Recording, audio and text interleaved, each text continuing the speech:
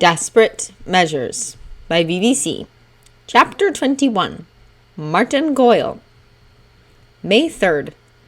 The good-natured squabbling between Dean and Seamus ended abruptly upon the screech that issued from the direction of Harry's bed.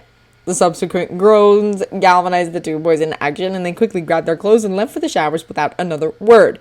Neither boy felt any remorse whatsoever in leaving Neville behind to deal with whatever it was bothering Harry this morning. Neville watched his dorm mates leave with alacrity and could only thank Merlin that Ron had already left. At least he didn't have to deal with the redhead in addition to Harry's entry into stage 2 of Destined. He quickly cast a few cleansing charms on himself in lieu of a shower and donned his clothes for the day. He dug out a dozen honey humps from his trunk, then sat on his bed to wait for a bit. He'd give Harry 10 minutes before approaching. "I'd like my candy now," Harry said 7.5 minutes later. Neville snorted, but obediently brought the candies over to where Harry still lay in his bed. "Are you going to sit up?" "No," Harry said, gritting his teeth and holding out a hand demandingly. "I feel like the bloody Hogwarts Express ran me over. Just give me some sugar!" Neville unwrapped one of the candies and placed it in Harry's hand. He watched as Harry made quick work of the honey treat and gave him another, and another, and another. When he was handing the 5th candy to Harry, he asked, "Mind if I sit?" Harry nodded and waved a hand vaguely, so Neville took a seat on Harry's bed. It was after Harry had finished his 8th candy that he finally sat up with a heavy sigh. "Damn, I feel like crap." "At least it's not a Sunday this time," Neville said with a small smile. A disgusted snort was the only reply Harry deigned to give. Neville fed Harry another 2 candies before he asked, "Are you going to be able to go out today?" "I have to," Harry said around his candy. "I can't afford to lose any time." "You have those extra 3 weeks," Neville reminded his friend. "Which I'm grateful for because I'm going to need them to make round 4 easier," Harry said in agitation. "I really need to go out today." "You want to have breakfast in the kitchens?" Neville offered as he passed over another candy. "Can't," Harry said as he unwrapped the treat. "Mail." "I could collect it for you. Or Hermione could," Neville said. "You don't get much anymore, and Nicole isn't due today." Harry grunted noncommittally as he sucked on his candy. That was a tempting offer, actually. Merlin knew the littlest thing would probably set him off today. Going to the kitchens for breakfast was probably the best solution. He nodded as he put out a hand for the last candy Neville was holding. Neville dropped the candy in Harry's hand and stood up. "I'm just going to let Hermione know, all right? I'll be back in a few minutes, then we'll go have a nice quiet, He trailed off, thinking about how the house elves weren't actually quiet. Harry snorted a small laugh, but waved his friend off. Neville left the dorm and Harry flopped back onto his bed with a groan.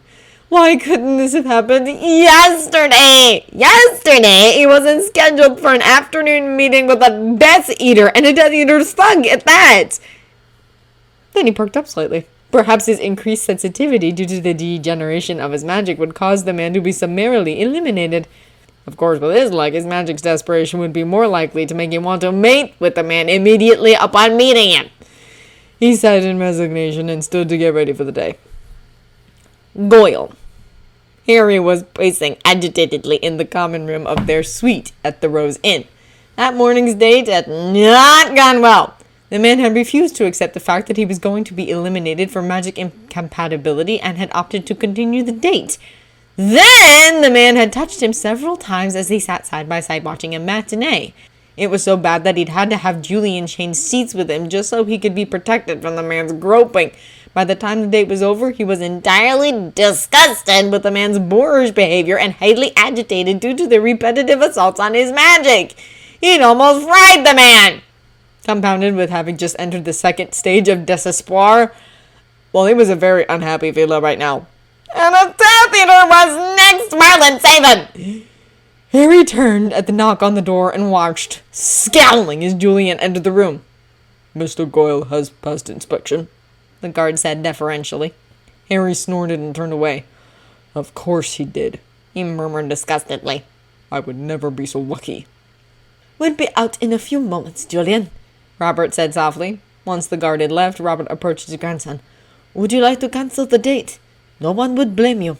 He would, Harry denied in agitation. And you know what? I don't want to do that unless absolutely necessary. This could easily be considered necessary, Robert argued. And if he protests, it makes a good reason to eliminate him. Harry groaned. I'd rather not. Let's just go meet the Death Eater thug and get this over with. If you are certain, Robert said reluctantly. Harry released a deep sigh and squared his shoulders. I'm certain, he said. Robert nodded and pulled up the hood of his cloak. A few moments later, he followed his grandson out to the sitting room. Good afternoon, Martin Goyle said pleasantly. I hope you are well. Good afternoon, Harry replied with a small forced smile. And I've had better days. Yourself? I am well, thank you for asking, Martin said. Do you need to reschedule? Harry blinked in surprise. He'd certainly not expected such solicitousness from a Death Eater. I don't know, he said softly. Let's see. He held out a hand expectantly. Martin took the 2 steps needed to close the gap between them and grasped Harry's hand firmly. Harry closed his eyes briefly in both surprise and pleasure. Martin's magic felt nice, very nice and soothing. He released Martin's hand reluctantly and opened his eyes. No, we can continue, he said softly, feeling slightly more in control after encountering such soothing magic. If you are certain, Martin said with concern. Harry smiled in amusement at the unknowing repetition of his grandfather's words. I'm certain. Martin nodded, then held out a smallish bag. This is for you. It's for you to wear today. Harry accepted the bag and peeked at its contents curiously. Not being able to discern anything other than it contained clothes of some sort, he looked at his date questioningly. In reply, Martin opened his robes to show off an outfit comprised of a tank top and Bermuda shorts. Brightly patterned Bermuda shorts at that! Harry opened his mouth to ask just where they were going, then snapped it shut on the hysterical giggle that wanted to escape instead. I thought I might share my hobby with you, Martin explained. I like to collect shells. While many shells are collected in not-so-hospitable locations, many may be found along the beaches of the Atlantic. The port key shall take us to a nice sunny beach in southern Florida. It will only be morning then, so I've included a warm sweatshirt to counteract the cool ocean breezes. Harry was silent for several moments, then nodded and turned without a word to re-enter the common room. His grandfather followed him in, and when the door was once again closed, he collapsed into helpless, hysterical giggles. Eddie? Robert asked in concern. Harry shook his head and gasped out, Did you see those shorts? The big bad Death Eater wearing Bermuda shorts. Harry continued to laugh. They were a bit bright, Robert said with his own chuckle. No, I'm here to torture you. Ignore the bright pink and yellow flowers, Harry said grandly before once again falling into peals of laughter. Harry eventually regained control and was only snickering slightly as he ventured again into the bag Martin had given him. He pulled out a light green tank top and a pair of, thankfully, plain dark green Bermuda shorts. He also pulled out the promised sweatshirt, in dark green, a potion, a bag, and what looked like plastic sandals. The potion label read Sally's Sun Soother, protects against sun exposure, 4-hour elixir. The directions said to drink it, so he pulled the top and sniffed the contents dubiously. He was shocked that the concoction smelled of coconuts and even more surprised when it also tasted like coconuts. He dismissed the oddity of a good-tasting potion from his mind and changed into the provided clothes. When it came to the sandals, however... Are these plastic? He asked his grandfather in confusion. They were transparent like plastic, but they didn't feel like plastic. Robert took one of the sandals and examined it briefly. It looks like jellyfish, he said as he handed it back. What? Harry asked in disbelief. Jellyfish make the best inner soles for shoes, Robert said matter-of-factly. They are comfortable and durable. Most well-made shoes, like those boots you're so fond of, have jellyfish inner soles. They also make excellent beach shoes because of their ability to make you feel like you are walking barefoot, but still offer protection from sharp rocks and other debris. Harry could only stare as he held the sandal in one hand. You mean these are made from real jellyfish? Ocean swimming, long tentacled, transparent, formerly living jellyfish? Of course, Robert said with a small smile, understanding now the source of his grandson's confusion and amazement. Just put them on and worry about where they came from and how they were made at some later time. Harry blinked his astonishment for several long moments before following his grandfather's advice. He wiggled his toes, then stood and took several steps before deciding that he liked the feel of the sandals, even knowing where they came from. He nodded to his grandfather, picked up the bag that he presumed was to hold his collected shells, and the two of them rejoined the others in the sitting room.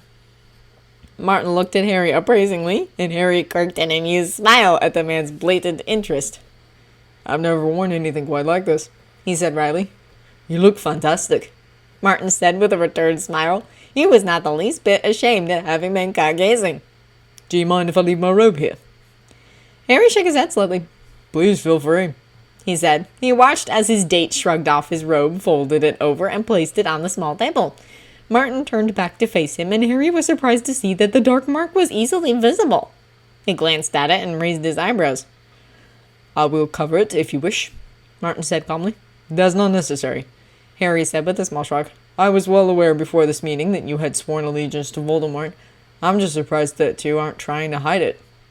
"This mark denotes my master, not my allegiances," Martin said with quiet intensity. Harry studied Martin carefully. The man had just essentially claimed that he wasn't loyal to Voldemort. Given the man's expression, Harry was inclined to believe him. He nodded once in acknowledgement and asked, "Shall we go then?" Martin nodded and held out a 2-foot-long piece of hemp rope. Harry watched the others grasp the section and was about to also touch the port key when he paused. "Don't you need a sweatshirt?" "No, Mr. Potter," Martin said with a small smile. "I like the cold ocean nut on my skin."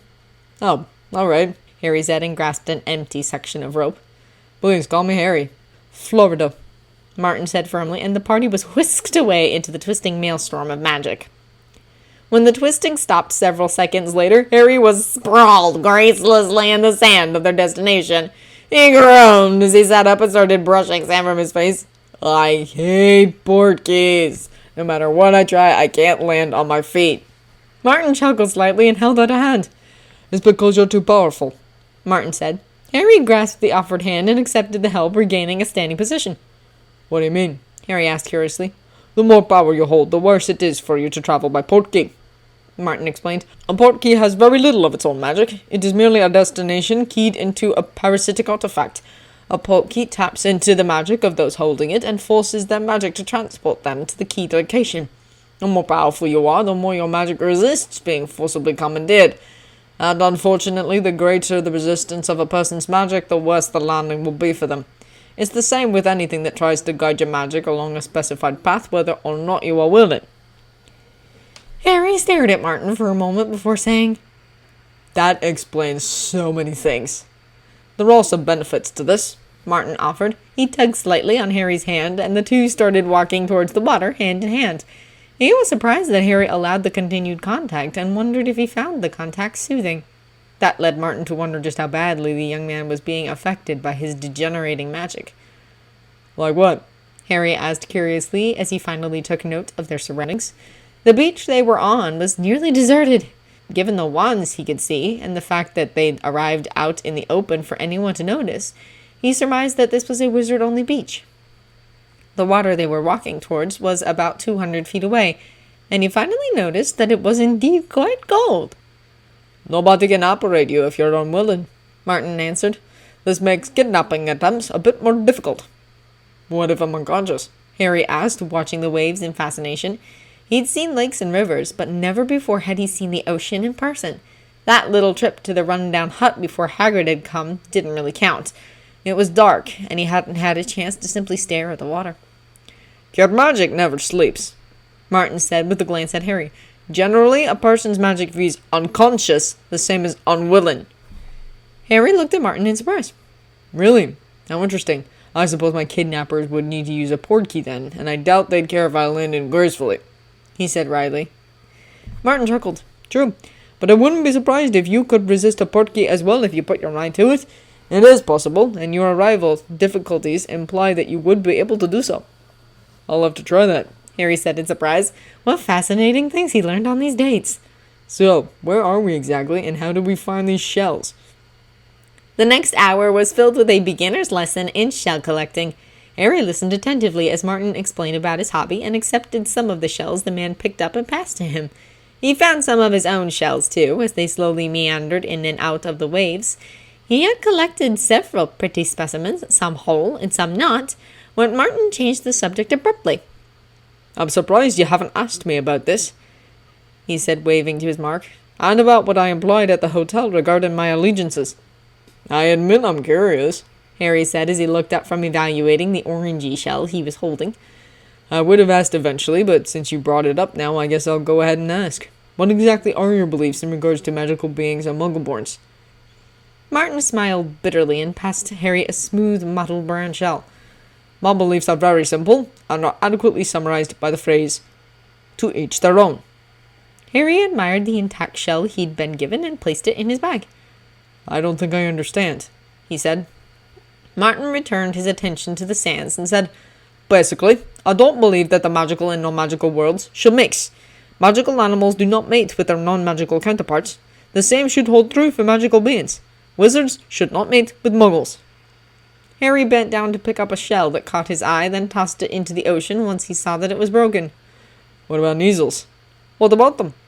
Martin asked, looking up from where he'd been digging in the sand. "They crossbreed with regular cats," Harry said. "One of my friends has a crossbreed as her pet." Martin shook his head as he stood, abandoning his rapidly filling hole in the sand. "Then her pet is the result of a forced breeding. Likely a captive female Neasel in heat was mated with a regular tomcat. If far enough into her heat, a female Neasel is unable to refuse a non-magical tomcat. In the wild, however, such a pairing would never have occurred." "Is the same true for all magical animals?" he asked curiously. Despite having taken 3 years of care of magical creatures, this particular topic had never been covered. "Yes," Martin said firmly as he looked at Harry. "In fact, it's only wizards that go against the natural order of things and mate with muggles. No other race of sentient beings will do so." "What about Veelas?" Harry asked. "They don't mate with muggles," Martin said in surprise. "I would have figured you knew that. A muggle man cannot impregnate a Veela submissive, and a muggle woman cannot carry to term a halfling child of any non-human race." "So I've heard," Harry said blandly. "And yeah, my mother was muggle-born." Martin examined Harry's expression and thought he saw a bit of a challenge in the bright green eyes hiding behind the mask of polite interest. He smiled in acceptance of the unspoken challenge and said, "Your grandmother was an untrained muggle-born witch who obviously wasn't enamored enough with her husband to remain faithful." Harry smiled insincerely. "I always do like to hear what theory my suitor subscribed to in regards to how my mother and I received our Veela inheritance." Martin smiled grimly in return and knew that what he would say next would inspire a great number of questions for which he'd been given authorization to answer. In fact, he'd been approached and asked to specifically ensure that Harry Potter learned certain things. He had his suspicions about why that might be, but had not questioned the request. "Rebecca Marie Evans Nee Lancaster received her Hogwarts letter on the 7th of July in the year 1955. Her parents, John and Victoria, were devout Christians who reacted negatively to being informed that their daughter was a witch and forbade her attendance at Hogwarts. Tired of her parents' vicious attempts to exorcise the demons out of her, Rebecca married very young. She was barely 14 when she married Peter and was 14 still when her first child, Petunia, was born in 1958 and only 16 when her second child, Lily, was born in 1960. When she was 17, she was again offered magical training. She considered it, but declined in favor of raising her 2 daughters." Harry was speechless for nearly a full minute as he stared at Martin Goyle in utter amazement. When he finally regained his faculties, he said softly, "You have very interesting information." Martin nodded. "I have sources not available to the general public, either wizard or muggle. If you like, I can arrange what documentation is available about your grandmother to be sent to you." "I'd like that," Harry murmured. No, never mind. I'd like that, please. Let's get back to the topic. So you don't feel wizards and muggles should mix? Is that why you joined Voldemort? And if you're not loyal to him, to whom are you loyal?" "All of those answers are actually intertwined," Martin said. He gestured slightly, then, and said, "Let us keep walking while I answer them." Harry nodded wearily, but once again began his wandering search for pretty shells. They walked and searched in silence for nearly a minute before Martin said, "My most immediate loyalty is to Lucius Malfoy. As Lucius joined Voldemort, I joined Voldemort. It was and remains my duty to protect him to the best of my abilities." "Your duty," Harry repeated with mild curiosity as he picked up a starfish and tossed it back into the ocean. Martin glanced over, then turned his eyes back to the sand and water. "Yes," he said, "my duty. Mine and Clement Crabbe's. Just as it is our son's duty to protect Draco Malfoy. Just as it is my great-uncle's and Clement's grandfather's duty to protect Gaius Malfoy, the current Malfoy head. Just as it is the duty of every Goyle and Crabbe to protect every Malfoy. Such has been our duty since our family swore fealty to the Malfoy family. We protect and guard as per the oath of vassals our forefathers took nearly 100 years ago." "What kind of vassals are you?" Harry asked curiously. Due to some of his studies in the past couple of summers, he was well aware that there were several different oaths that the families could have taken. "Full vassals," Martin replied, "and the oath is renewed by each generation upon their 14th birthday." Harry blinked in surprise. "That's unusual," he said. Martin chuckled slightly. "Yes. And are you happy with that?" Harry asked in amusement. Martin looked Harry in the eyes and said, "I'm not pleased by some of Lucius's choices, but gladly do I serve the Malfoy family." Harry stared at Martin for several moments. "Why?" he asked, truly curious. Most modern wizards felt that fealty oaths were archaic and had no place in modern wizarding life. Martin glanced briefly at the guards and chaperone and asked, "Are the others spelled for secrecy?" Harry blinked in surprise and said, "The guards are, yes, but not my chaperone. Still, he is trustworthy, if that's what you're worried about." Martin nodded and said, "Then I will tell you a bit about my family history, and why we owe our very existence to the Malfoys." "All right," Harry said agreeably and stooped to pick up a smooth rock. "Entry into Hogwarts used to be handled much differently than it is today," Martin started explaining. He kept an eye on Harry as he was curious as to what the young man's reaction would be. When a child turned 11, Hogwarts would send a representative and explain everything to the child. It was then the child's choice whether or not to attend Hogwarts or to stay in the Muggle world. All Muggle-born children, even those with supported families, feel isolated and different as they grow up.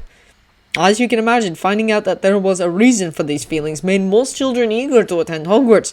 It was a very rare child who chose to remain in the Muggle world. Harry listened in fascination. Why were things like this never covered in History of Magic?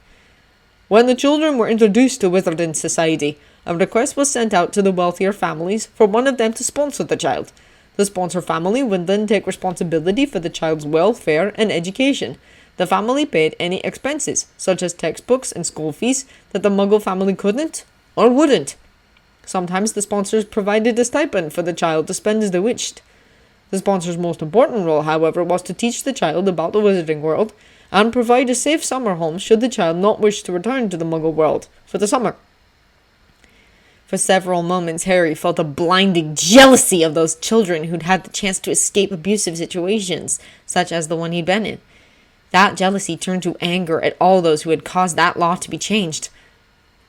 "Why don't they do it that way anymore?" Harry asked through gritted teeth. "I think it could still be beneficial." "Of course you do," Martin said sadly. "If rumors are to be believed, you didn't have a good childhood in the Muggle world. It makes a great deal of sense to you." Harry nodded but said nothing.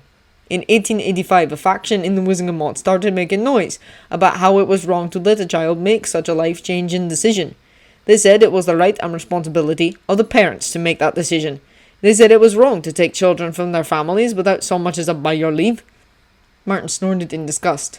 Their petty little minds wanted to overturn a practice that had been working successfully for nearly 1,000 years, all because of some misplaced sympathies. Harry echoed the snort. Morons. He could already see where this story was heading. "Do you know if the Potters supported this faction?" Martin nodded. "They did." "Wonderful," Harry said with a grimace. Never before had he been ashamed of his father's family.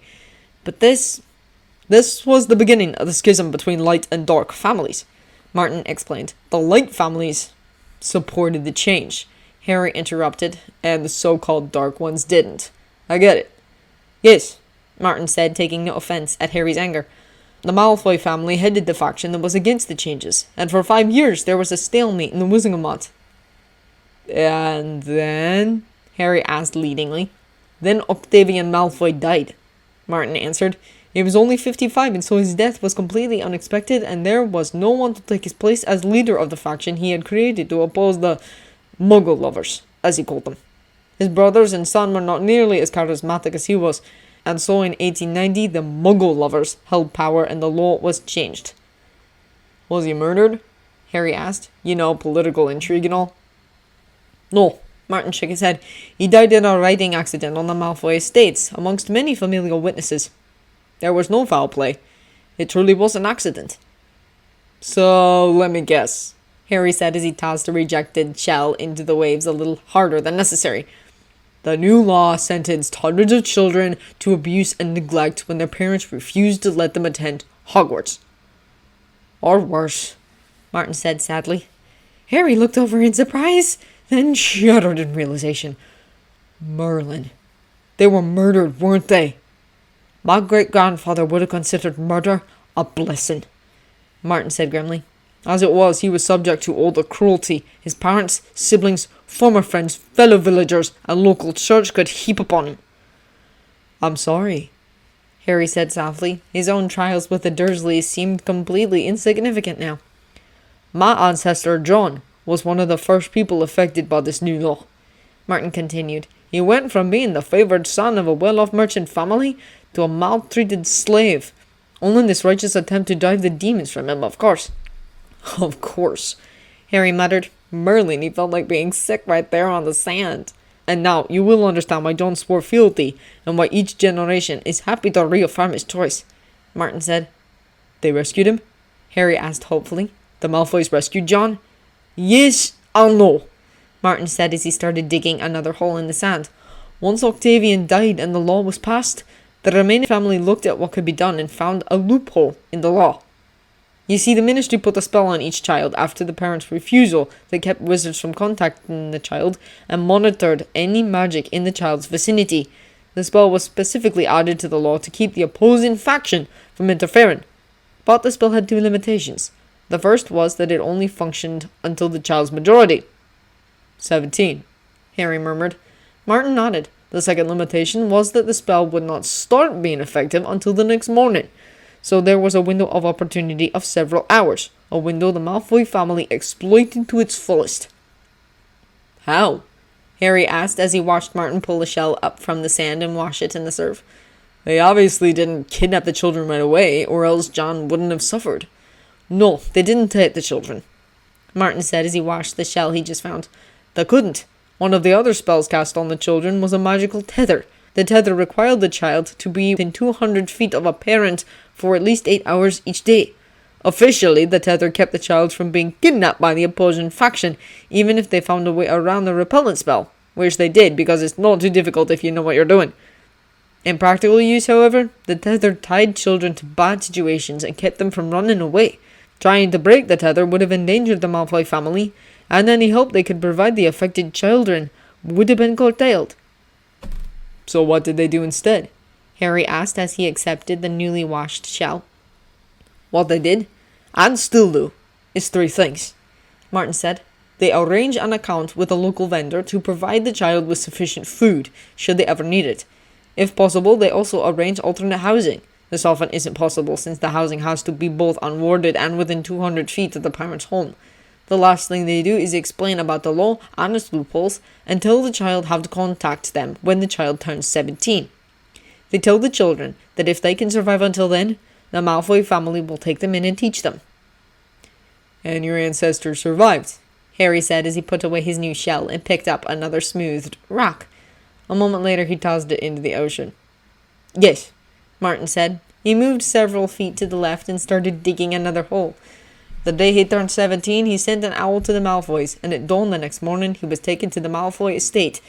Eventually, the Malfoys created a separate estate to see to the needs of these children, but they hadn't yet at the time. And they taught him magic, Harry said. Among the normal things a sponsor is supposed to teach, Martin replied. When John finished his education 7 years later, he insisted on swearing fealty, even though it wasn't required, nor even encouraged. Most of his schoolmates did the same. He then went into service as a personal guard, and such has been the occupation of my family since. The same is true of the Crabbe family. We served together in these positions because the first of our families, John and Matthew, became blood brothers, and our two families continued to work well together. Harry was quiet for several minutes as he digested the story he'd just been told and its implications. He found another shell to keep before he spoke again. They did do this with all Muggleborns? All Muggleborns whose parents or guardians refused to allow them to attend Hogwarts, Martin confirmed as he let the sea fill in the unprofitable hole he had dug. Then I imagine yours and Crabbe's aren't the only families to have sworn fealty to the Malfoys, Harry said, flipping over a large piece of wood with one foot. Indeed not, Martin said with a chuckle. In fact, most students the Malfoys take in swear fealty, though about 50 years ago the Malfoys started requiring the person swearing fealty to be at least 34. In other words, the person must have had 10 years on their own before they make that decision. But you said you reaffirmed yours at 14, Harry protested.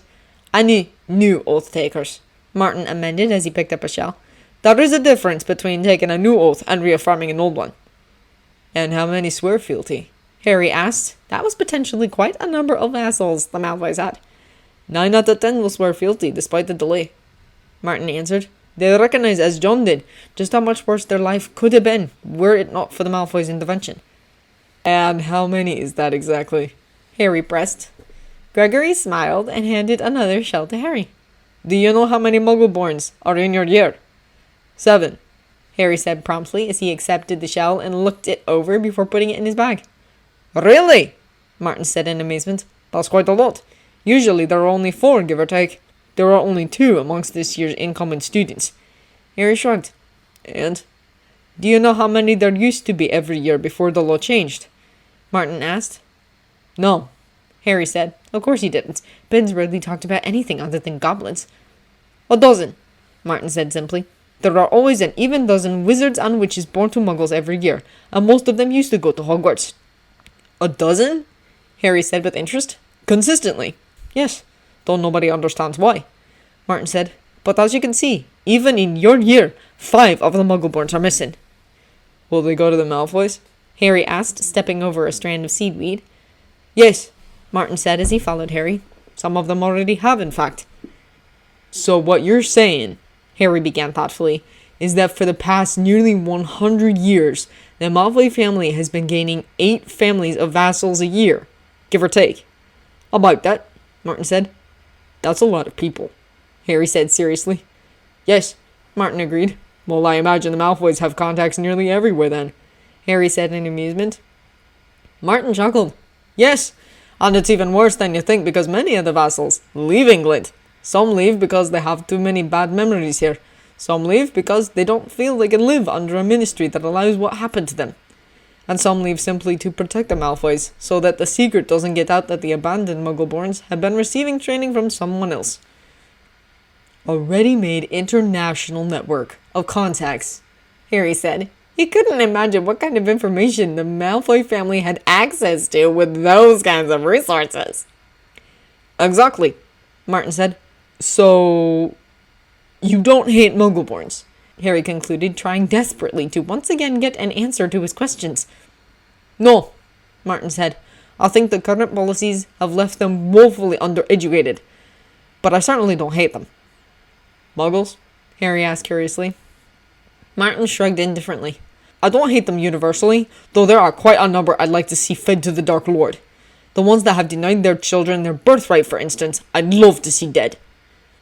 Harry made a non-committal noise. He rather agreed with the sentiment, but thought it best not to actually say so. What about Lucius? Lucius is... Martin sighed. Lucius suffers from delusions of persecution and takes out his anger on anybody he can get away with. His hatred of Muggles and Muggleborns is simply an extension of his feelings of isolation from his family. And his son takes after Daddy, Harry said. He didn't believe that now, of course, but he wasn't above fishing for information about one of his favorite suitors. Actually, Draco takes after his great-grandfather Gaius, Martin said as he dropped the broken shell he had just picked up. He has strong ideals and is rather even-tempered. That's hard to believe, Harry said with a snort. Draco is in a very precarious position until he turns 17, Martin said seriously. I won't tell you exactly why, but various laws that favor Lucius require Draco to not anger his father overly much until he can stand on his own as a man. I think you'll find that next year Draco will be an entirely different person at school. We'll see, Harry said with contrived doubt, all the while burning with curiosity over Draco's position. Yes, Martin said and held out a hand. There's a small restaurant just behind those trees. Would you like to eat? Harry placed his hand in Martin's and visibly relaxed. I am a bit hungry, he said. They walked in silence as Harry thought about everything he'd been told. Martin? Yes? Martin asked encouragingly. Who led the opposing faction? Harry asked. Martin smiled at Harry in amusement. Can't you guess? Dumbledore? Harry asked. Close, Martin allowed. They were big supporters, but no, they weren't the original driving force. Harry shrugged and shook his head. Who do the Malfoys hate? Martin hinted. Harry's eyes widened.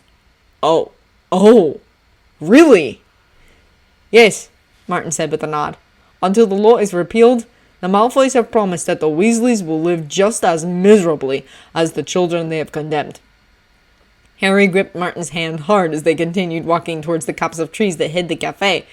He was horrified that the Weasleys he knew were paying such a harsh sentence for the sin of an ancestor, but given his own experiences and what he now knew about the plight of Muggleborns, he couldn't find it within himself to protest.